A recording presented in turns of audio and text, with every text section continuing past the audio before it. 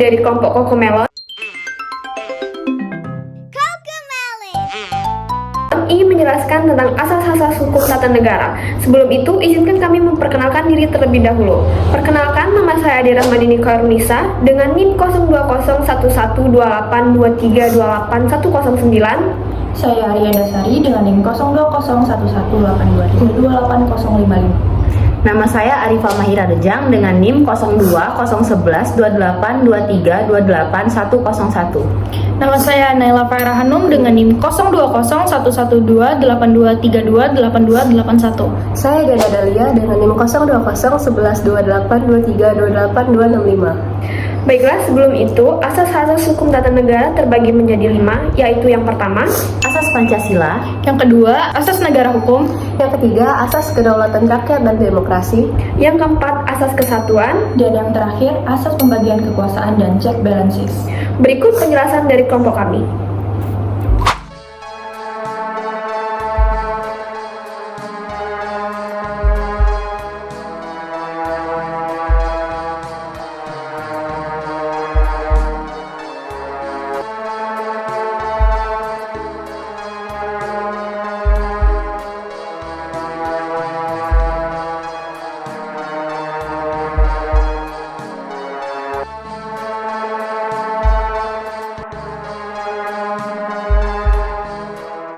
Asas-asas di dalam hukum tata negara menurut Undang-Undang Dasar 1945 merupakan suatu hukum positif yang memberikan arahan dan petunjuk dalam sebuah hukum atau aturan sebagai pijakan yang berlaku dalam penyelenggaraan negara. Ada pula asas-asas dari hukum tata negara Indonesia, yaitu sebagai berikut. Yang pertama, asas Pancasila. Pancasila merupakan falsafah bangsa dan juga ideologi yang melekat erat di dalam negara Indonesia, di mana memiliki arti setiap tindakan atau perbuatan, baik tindakan pemerintah atau rakyat, harus sesuai dengan ajaran Pancasila. Dalam bidang hukum, Pancasila merupakan sumber hukum material. Indonesia menerapkan Pancasila karena memiliki keberagaman yang kaya dalam setiap daerah di seluruh Nusantara, seperti negara Indonesia memiliki keanekaragaman suku, budaya, dan bangsa, ataupun kelompok etnis sekitar 300-an lebih dialek bahasa. B. Agama. Agama merupakan suatu kepercayaan yang melekat dalam hak yang ada pada setiap warga negara Indonesia.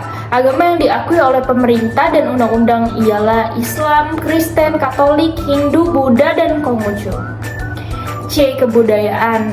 Kebudayaan menjadi suatu ciri khas bangsa dalam hal kekayaan tradisi di suatu negara di mana pengetahuan kelompok manusia sebagai makhluk sosial yang tidak dapat hidup seorang diri, memiliki isi perangkat-perangkat dan model-model pengetahuan yang secara kolektif atau berkelompok dapat dipakai oleh para pendukungnya untuk dapat menafsirkan serta mengerti dari lingkungan yang dihadapi, dan juga dapat digunakan sebagai tuntunan atau arah petunjuk pada pedoman yang bertindak dalam bentuk kelakuan dan benda kebudayaan sesuai dengan lingkungan yang dihadapi. D. Bahasa. Bahasa adalah suatu kebutuhan primer bagi makhluk hidup, merupakan unsur penting dalam suatu identitas nasional yang juga melekat erat kepada setiap individu.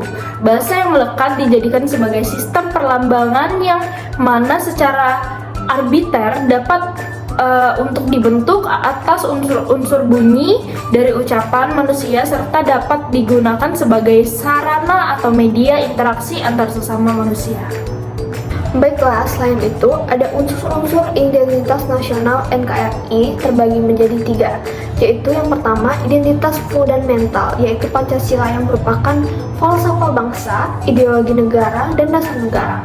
Yang kedua, ada identitas instrumental, di mana Undang-Undang Negara Republik Indonesia tahun 1945 serta peraturan perundang-undangannya, lambang negara, bendera negara, bahasa Indonesia, serta lagu kebangsaan yaitu Indonesia Raya. Yang ketiga atau yang terakhir, identitas alamiah yang meliputi negara kepulauan seperti archipelago dan pluralisme dalam suku, bahasa, budaya, dan kepercayaan agama. Yang kedua, asas negara hukum. Setelah Undang-Undang Dasar 1945 diamandemen, maka telah ditegaskan dalam pasal 1 ayat 3 bahwa negara Indonesia adalah negara hukum. Asas negara hukum cirinya yaitu yang pertama, adanya undang-undang atau konstitusi yang membuat tentang hubungan antara penguasa dan rakyat. Kedua, adanya pembagian kekuasaan, diakui dan dilindungi adanya hak-hak kebebasan rakyat. Di sela-sela itu terdapat ciri khas dari suatu negara hukum. Yang pertama, adanya pengakuan dan perlindungan terhadap hak-hak asasi manusia yang mengandung persamaan dalam bidang politik, ekonomi, sosial, kultur, dan pendidikan. Yang kedua, adanya peradilan yang bebas dan tidak dipengaruhi oleh suatu kekuasaan atau kekuatan lain ataupun apapun itu. Yang ketiga, adanya legalitas dalam arti hukum dalam semua bentuknya. Dan yang keempat, adanya undang-undang yang membuat tentang ketentuan tertulis tentang hubungan antara penguasa dengan rakyat. Dan yang kelima, atau yang terakhir, adanya pembagian kekuasaan, distribution of power. Selain adanya konsep restat, dikenal juga konsep the rule of law. Istilah rule of law ini dapat ditinjau dalam dua arti, yaitu yang pertama, dalam arti formil dikenal sebagai suatu kekuasaan publik di mana tersistem serta terorganisasi, di mana ini memiliki sesuatu tindakan dan perbuatan atau kaidah-kaidah norma serta hukum yang didasarkan kepada hierarki suatu perintah dari yang lebih tinggi. Yang kedua, dalam arti material merupakan dialogis yang mencakup suatu ukuran terhadap hukum baik dan hukum tidak baik. Yang ketiga, asas kedaulatan rakyat dan demokrasi. Prinsip utama asas kedaulatan adalah persatuan dan kesatuan yang tertuang dalam suatu implementasi pada partisipasi berbangsa dan bernegara.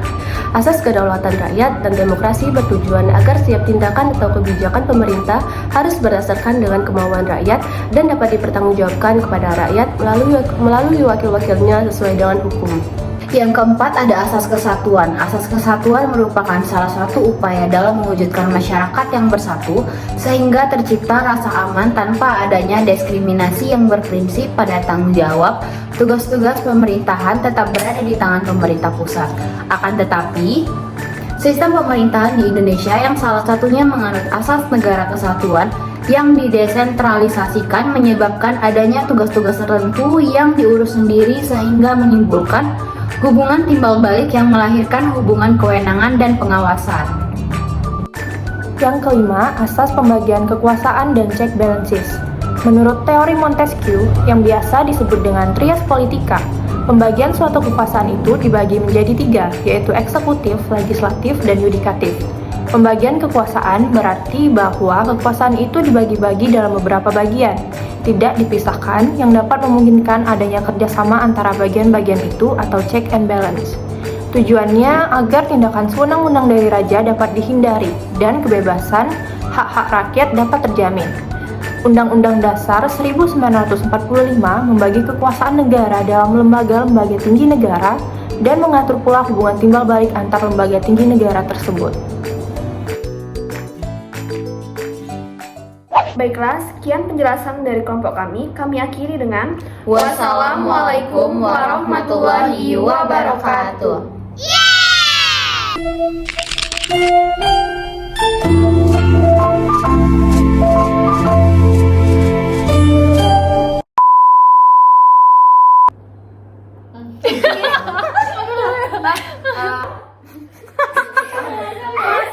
Nama saya Arifah Mahira Reja. Ulang dari Ria, Bay. Langsung.